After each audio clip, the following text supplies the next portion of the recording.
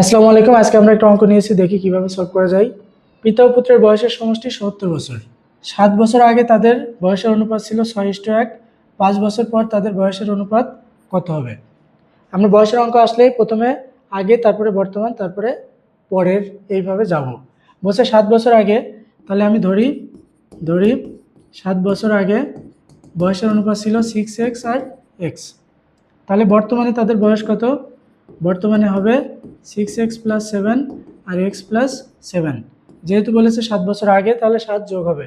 এখন কি বলেছে? পিতা পুত্রের বয়সের সমষ্টি 70। এটা হচ্ছে বর্তমান বয়স। তাহলে আমি প্রশ্ন মতে কি বলতে পারি?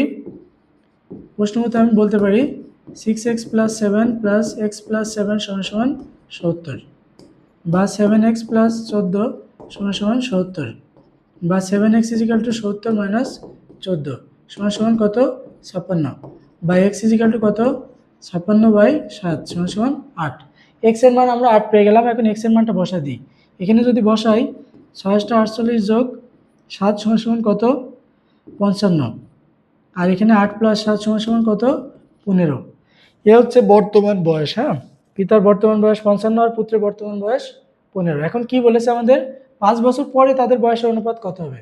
তাহলে দুইটার সাথে 5 যোগ করো। এটার সাথে 5 যোগ করলে কত হয়? 60, আর এটার সাথে 5 যোগ করলে হয় 20। তাহলে সেটার অনুপাত কত হবে? 60:20। যদি ছোট করো 3:1, অ্যান্সার হবে 3:1।